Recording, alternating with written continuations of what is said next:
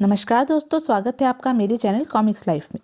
शुरू करते हैं काला प्रेत सीरीज की एक और मज़ेदार कॉमिक्स, देशभक्त काला प्रेत पार्ट 2। जब काला प्रेत उर्फ भारत पुलिस हेडक्वार्टर पहुंचा तो सशस्त्र संतरी ने उसका मार्ग रोक लिया। मुझे कमिश्नर मिस्टर पांडे से मिलना है। नहीं, इस समय वे एक बहुत ही ज़रूरी मीटिंग में व्यस्त हैं, आप फिर किसी समय आइए।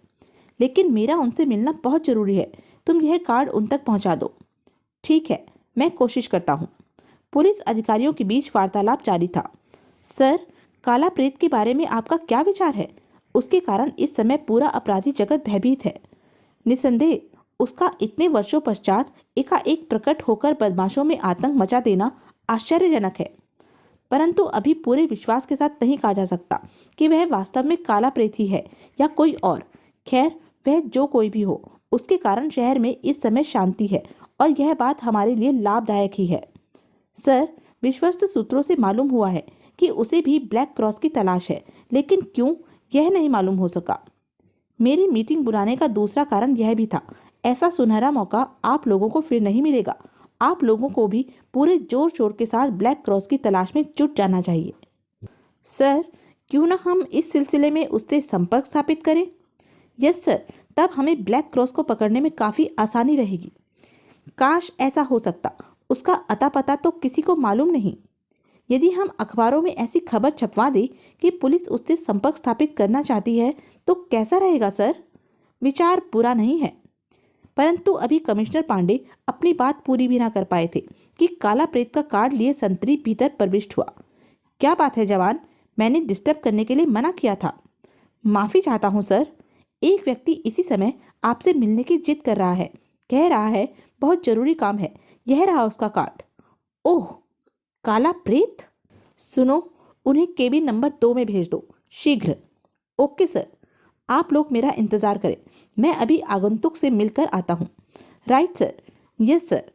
फिर मिस्टर पांडे तेज कदमों के साथ एक अन्य कमरे में पहुंचे जो केबिन नंबर 2 था। कुछ क्षणों पश्चात ही काला प्रेत ने भी वहां प्रवेश किया, परंतु शहरी वेशभूषा में होने के कारण कमिश्नर पांडे उसे पहचान न सके। कौन है आप? कार्ड पर तो चौंके नहीं कमिश्नर साहब, मैं ही काला प्रेत हूँ, कहकर काला प्रेत ने अपना कैप और चश्मा उतारा। मुझे विश्वास है अब आपकी नजरें धोखा नहीं खाएंगी। ओह सॉरी, आइए बैठिए, मैं स्वयं आपसे मिलने के लिए उत्सुक था। मैं आपसे ब्लैक क्रॉस के संबंध में जानकारी हासिल करने आया हूँ। क्या आप बता सकते हैं कि वह जीवित है अथवा नहीं? हाँ, वह जीवित है। ब्लैक क्रॉस के जीवित होने की बात सुनकर भारत मन ही मन प्रसन्न हो उठा। क्या आप मुझे उसके बारे में जानकारी देने की कृपा करेंगे? जरूर, लेकिन उसके बारे में बताने से पहले मैं भी आपसे एक प्रश्न पूछना चाहता हूँ। आप इतने वर्षों तक कहाँ गायब रहे और ब्लैक क्रॉस में क्यों दिलचस्पी ले रहे हैं, जबकि आम लोगों के साथ साथ पुलिस विभाग भी अब तक यही समझ बैठा था कि आप अपराधियों द्वारा मारे जा चुके हैं। कहाँ गायब रहा यह मैं नहीं बताऊंगा कमिश्नर साहब। हाँ, इतना जरूर कहूंगा कि काला प्रेत हमेशा जीवित था और रहेगा। जब जब देश को उसकी सेवा की जरूरत पड़ेगी वह सामने आता रहेगा। और रही ब्लैक क्रॉस में दिलचस्पी लेने की बात, तो बता दो कि मुझे उससे कुछ पुराना हिसाब किताब चुकता करना है। अब आप उसके बारे में जो कुछ जानते हो कृपया बताने का कष्ट करें। ओह, तो फिर सुनिए। ब्लैक क्रॉस, जिसका असली नाम जिंगारू है और वह अफ्रीका का एक खतरनाक भगोड़ा मुजरिम है, अब वह कई सालों से हमारे देश में सक्रिय है। उसने फिर कमिश्नर पांडे ब्लैक क्रॉस के बारे में जो कुछ भी जानते थे भारत को बताने लगे, पर उसके ठिकानों के बारे में वे नहीं बता सके। जानकारी हासिल करने के पश्चात उसने मिस्टर पांडे से विदा ली। तो फिर मैं चलता हूँ कमिश्नर साहब, लेकिन विश्वास रखें अब ब्लैक क्रॉस ज़्यादा समय तक आज़ादी की सांस नहीं ले पाएगा। मुझे विश्वास है काला प्रेत। हाँ, यदि आपको कभी पुलिस की सहायता की जरूरत पड़े तो संकोच न कीजिएगा। अवश्य। इधर भारत मोटरसाइकिल पर सवार हो मिस्टर भटनागर से मिलने के लिए चला। कमिश्नर साहब तो ब्लैक क्रॉस का ठिकाना नहीं बता सके। हाँ, मिस्टर भटनागर से शायद मालूम हो जाए। उधर कमिश्नर पांडे पुनः मीटिंग में पहुंचे और प्रसन्नता भरे स्वर में बोले, जानते हो दोस्तों, आगंतुक कौन था? काला प्रेत। क्या? काला प्रेत? ओह, अरे। कुछ देर बाद काला प्रेत मिस्टर भटनागर की कोठी पर था। मैं काला प्रेत हूँ मिस्टर भटनागर, और मुझे विश्वास है कि आप मुझे भूले नहीं होंगे। ओह, तुम अभी जिंदा हो? मैं तो समझा था। आओ बेटे, भला मैं तुम्हें कैसे भूल सकता हूँ। कहो, इतने अरसे बाद अचानक कैसे आना हुआ? मैं आपसे ब्लैक क्रॉस के बारे में मालूमात हासिल करने आया हूँ मिस्टर भटनागर। क्या आप उसके बारे में कुछ बताएंगे? भारत को भटनागर 15 साल पहले वाला ही काला प्रेत समझे हुए था। ब्लैक क्रॉस का नाम सुनकर मिस्टर भटनागर चौंक उठे, फिर उदास होकर बोले, उसके बारे में मैं तुम्हें क्या बताऊं बेटे। कमबख्त उस समय से आज तक पकड़ा नहीं जा सका, जबकि उसके पकड़ने के चक्कर में मेरे न जाने कितने होनहार एजेंट अपने प्राणों से हाथ धो बैठे। उसकी गतिविधियां दिन ब दिन बढ़ती ही जा रही हैं। न जाने देश को अब तक वह कितना नुकसान पहुंचा चुका है। हमारे और पुलिस विभाग के लिए सबसे शर्म की बात तो यह है कि हम लोग उसका ठिकाना जानना तो दूर, उसकी शक्ल तक से परिचित नहीं। यह भी नहीं कह सकते कि ब्लैक क्रॉस कोई स्त्री है अथवा पुरुष। फिर सीक्रेट सर्विस के चीफ मिस्टर भटनागर ने काला प्रेत को वह सब कुछ बता दिया जो वे जानते थे। अंत में वे बोले, बस इससे ज्यादा मैं तुम्हें और कुछ नहीं बता सकता। ओह, यह सब बातें तो मुझे मिस्टर पांडे ही बता चुके हैं। उसके बारे में क्या आप कुछ ऐसा नहीं जानते जिसकी सहायता से मैं उस तक पहुंच सकूं?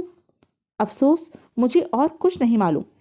लेकिन फिर सहसा एक बात ध्यान आते ही वे बोल उठे, हाँ, एक बात और ध्यान आई बेटे, शायद उससे तुम्हें कुछ मदद मिल जाए। तब जल्दी से कहिए मिस्टर भटनागर। मेरे विभाग के एक एजेंट जो अब इस दुनिया में नहीं है ने अंतिम बार जब मुझे रिपोर्ट दी थी तो उसने 3 स्टार नाइट क्लब का जिक्र किया था। लेकिन इससे पहले कि वह उसके बारे में पूरी सूचना या बात कह पाता, ब्लैक क्रॉस के दल द्वारा गोली का निशाना बना दिया गया। क्या आपने इस नाइट क्लब के बारे में कुछ खोजबीन की? हाँ, परंतु वह खोजबीन भी व्यर्थ ही साबित हुई। वहाँ हमें कोई संदिग्ध चीज नजर नहीं आई। हाँ, वहाँ एक आलीशान और महंगा क्लब जरूर है, 3 स्टार नाइट क्लब। यह सूत्र शायद कुछ काम दे जाए। फिर वहाँ रुकना व्यर्थ समझ भारत ने उनसे इजाजत दी। मिस्टर भटनागर उसे गेट तक छोड़ने आए। ओके मिस्टर भटनागर, यदि आवश्यकता पड़ी तो फिर मिलूंगा। अवश्य बेटे, लेकिन यदि तुम ब्लैक क्रॉस तक पहुंचने में सफल हो गए तो हमें सूचित करना ना भूलना। वैसे तुम्हें उससे अत्यंत सावधान रहने की आवश्यकता है। एक बार पहले भी तुम उसके हाथों चोट खा चुके हो। मैं ध्यान रखूंगा। उसके पश्चात वह वहां से चल पड़ा। उचित यही होगा कि एक बार मैं 3 स्टार नाइट क्लब को चेक कर लूं। और लगभग 20 मिनट पश्चात वह शहर के सबसे आलीशान और महंगे क्लब 3 स्टार के सामने था। केवल धनवानों का मनोरंजन केंद्र। गरीब वर्ग तो यहाँ आने की कल्पना भी नहीं कर सकता। भारत भीतर पहुंचा। एक कप कॉफी। कुछ ही देर बाद वेटर कॉफी दे गया और भारत कॉफी के घूंट भरता हुआ वहां के माहौल का निरीक्षण करने लगा। 5 बजने वाले हैं, लेकिन कोई संदिग्ध बात नहीं दिखाई दे रही। फिर काफी देर तक इंतजार करने के पश्चात भी जब काला प्रेत को वहां कोई विशेष बात नहीं दिखाई दी तो उसने वहां से जाने के लिए उठना चाहा, लेकिन तभी एक व्यक्ति ने हॉल में प्रवेश किया और भारत उसे देखकर चौंक उठा। ओह, शेर सिंह! वह व्यक्ति शहर का एक माना हुआ बदमाश था। एक बार वह उसकी पिटाई भी कर चुका था। भारत उठता उठता पुनः बैठ गया। यहाँ इसका क्या काम हो सकता है? फिर जब उसने शेर सिंह को काउंटर मैन से बात करने के पश्चात अपने निकट की ही एक टेबल की ओर बढ़ते देखा तो संभल कर बैठ गया। उस टेबल पर पहले से ही एक विदेशी बैठा था। वह इस विदेशी की ओर आ रहा है। जरूर दाल में कुछ काला है। मुझे इनकी बातें सुननी पड़ेगी। शेर सिंह और उस विदेशी में गुप्त संकेतों का आदान प्रदान हुआ। ब्लैक क्रॉस, काला शैतान, वो मारा। ये तो वास्तव में ब्लैक क्रॉस के आदमी निकले। उनके मुंह से ब्लैक क्रॉस का नाम सुन भारत मन ही मन प्रसन्नता से उछल पड़ा। फिर वे दोनों बैठकर आपस में बातें करने लगे। क्या रिपोर्ट है? कल रात ठीक 10 बजे माल उत्तरी तट पर उतर जाएगा। डिलीवरी ले लेना। रकम लाए हो? भारत के सजग कान उन्हीं की बातों को सुनने में लगे थे। हाँ, यह लो, इस बैग में है। गुड। शेर सिंह ने ब्रीफ केस विदेशी की ओर बढ़ाया। भारत सब कुछ सुन चुका था। उत्तरी तट पर कल रात 10 बजे। ब्लैक क्रॉस का कोई माल उतरने वाला है जिसकी कीमत वह यहाँ अदा कर रहा है। उसके बाद दोनों उठ खड़े हुए। ठीक है, तो मैं चलता हूँ। ठीक 10 बजे कल रात। ध्यान रखना। ठीक है, मैं बॉस को सूचित कर दूंगा। इन पर इस समय हाथ डालना उचित नहीं होगा। फिर शेर सिंह तो मेरा जाना पहचाना है। फिर दोनों जब द्वार की ओर बढ़े तो भारत भी चुपचाप उठकर उनके पीछे हो लिया। कुछ ध्यान कर तभी विदेशी शेर सिंह से बोला, अरे हाँ, वह हीरो की बोली कब लगने वाली है? परसों रात यहीं ठीक 11 बजे। दोनों बातें करते हुए हॉल से बाहर निकले। भारत भी उनके पीछे था। क्या तुम्हारे बॉस बोली में मौजूद रहेंगे? नहीं। तो परसों रात 11 बजे यहाँ हीरो की भी बोली लगने वाली है। फिर दोनों अपनी अपनी गाड़ी पर सवार हो अपनी राह हो चले। जाओ बच्चों, इस समय तो मैं कुछ नहीं कहूँगा क्योंकि इससे तुम्हारा ब्लैक क्रॉस सावधान हो जाएगा, लेकिन वह मेरे हाथों से अब ज़्यादा दूर नहीं। उसके बाद भारत भी अपनी मोटरसाइकिल पर सवार हो वहाँ से चल पड़ा। आखिर आज का दिन बेकार नहीं गया। बहुत महत्वपूर्ण सूचना हाथ लगी है। ब्लैक क्रॉस को बौखला देने के लिए मेरा अगला कदम ही काफ़ी होगा। अब घर पहुंचकर माँ को सारी स्थिति से अवगत कराना चाहिए। उस समय ठीक रात के 9 बजे थे। जब रात के सन्नाटे में भारत एक वीरान सड़क से होकर अपने घर लौट रहा था। बचाओ! अब बचकर कहाँ जाएगी? छोकरी जान प्यारी है तो हीरे हमारे हवाले कर दे। उसे बीच सड़क पर कुछ बदमाश एक लड़की को दबोचे दिखाई दिए। ओह, वे बदमाश लड़की को सता रहे हैं। अभी चकाता हूँ उन्हें मजा। जब बदमाशों व लड़के की दृष्टि मोटरसाइकिल पर आने वाले पर पड़ी, सावधान, कोई आ रहा है। बचाओ बचाओ! चीख मत छोकरी, वह तेरी कोई मदद नहीं कर पाएगा। भलाई इसी में है कि वह हीरे हमारे हवाले कर दो। भारत ने उनके निकट पहुंचकर अपनी मोटरसाइकिल रोकी। प्लीज मुझे इन गुंडों से बचाओ। ठहरो, छोड़ दो लड़की को। अपना काम कर मूर्ख, बीच में पड़ने की कोशिश की तो जान से हाथ धो बैठोगे।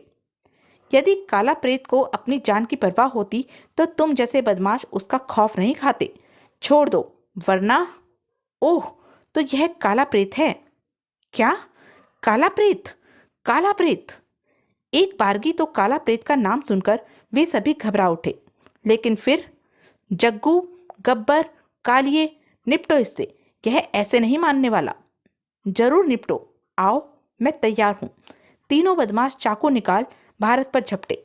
मजबूती से चाकू पकड़ना बच्चों, क्योंकि मेरा गुस्सा कुछ ज्यादा ही सख्त होता है। अभी मालूम हो जाएगा। लेकिन जैसे ही वे उसके निकट पहुंचे, काला प्रेत उर्फ भारत के हाथ पैर एक साथ बिजली की तरह घूमे और बाप रे, अरे आह!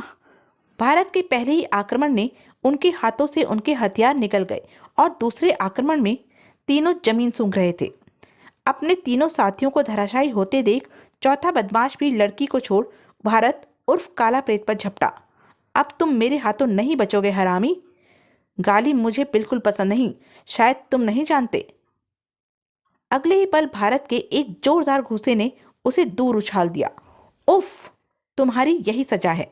अपने चौथे साथी को जमीन पर लुढ़कते देख उसके तीनों साथी संभल कर पुनः भारत पर झपटे, लेकिन शायद पेट नहीं भरा। लो और लो। अब उनके सामने भाग निकलने के अलावा और कोई चारा नहीं था। भागो! अरे ठहरो तो दोस्तों, बिना निपटे ही जा रहे हो। जब बदमाश नजरों से ओझल हो गए, तब भारत लड़की की ओर पलटा। वे तो भाग गए। चलो बहन, मैं तुम्हें तुम्हारे घर तक छोड़ आता हूँ। इतनी रात में तुम्हारा अकेले जाना ठीक नहीं। धन्यवाद, मैं आपका यह आभार कभी नहीं भूलूंगी। फिर भारत उसे मोटरसाइकिल पर बिठा उसके घर की ओर चल पड़ा। उफ, इसने मुझे बहन कहा।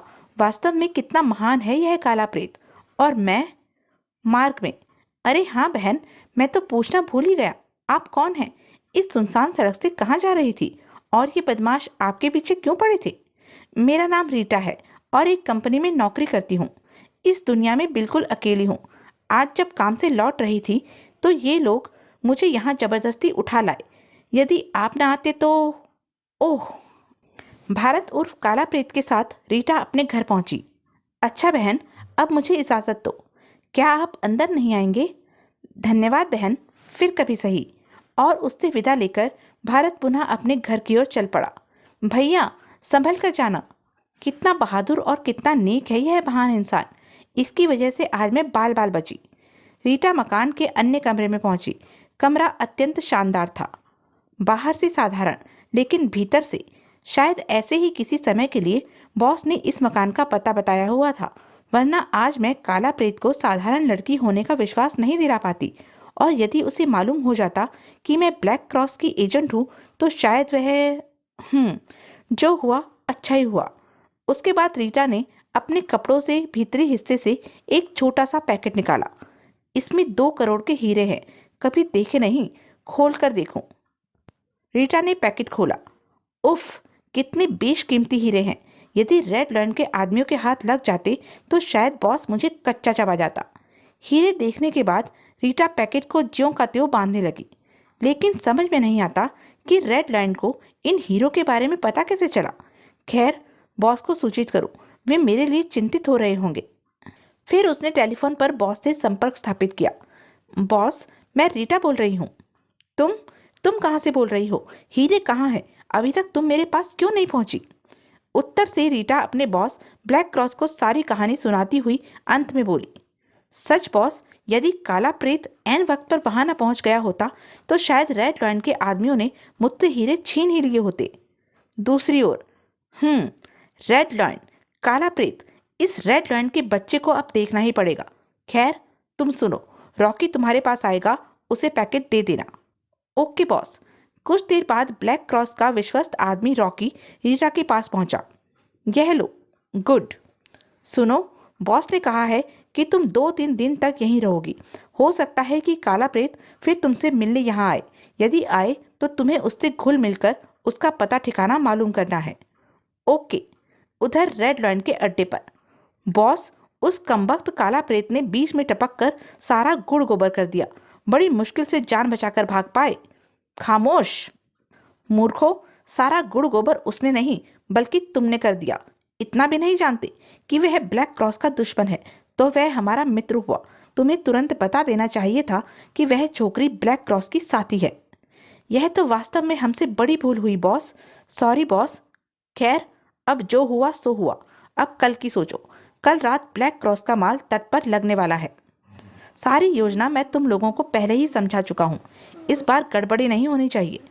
निश्चिंत रहे बॉस, इस बार कोई गड़बड़ी नहीं होगी। उधर भारत ने घर पहुंचकर माँ राधा देवी को सारी घटनाओं से अवगत कराया। रीटा को बचाकर तो तुमने अच्छा किया, लेकिन शेर सिंह और उस विदेशी को छोड़कर तुमने अच्छा नहीं किया। तुम्हें उनसे ब्लैक क्रॉस के बारे में काफ़ी कुछ मालूम हो सकता था। इसमें खतरा था माँ, यदि वे न बता पाते तो ब्लैक क्रॉस के सावधान हो जाने की संभावना थी। लेकिन माँ, तुम चिंता न करो, मैंने अब एक ऐसी योजना तैयार की है जिसके अनुसार ब्लैक क्रॉस जल्द से जल्द हमारे सामने आ जाएगा। ब्लैक क्रॉस को सामने लाने के लिए भारत ने क्या योजना बनाई थी? क्या ब्लैक क्रॉस हीरो की बोली लगा पाया? काला प्रेत ने ब्लैक क्रॉस को कैसी चोट पहुंचाई? क्या रेड लॉयन ब्लैक क्रॉस से बदला लेने में सफल हो सका? रीटा ने काला प्रेत के उपकार के बदले उसके साथ क्या सलूक किया? यह सब हम जानेंगे अपने अगले वीडियो काला प्रेत और ब्लैक क्रॉस में। तब तक के लिए बने रहें मेरे साथ, और हाँ, मेरे चैनल को लाइक, शेयर और सब्सक्राइब करना ना भूलें। धन्यवाद।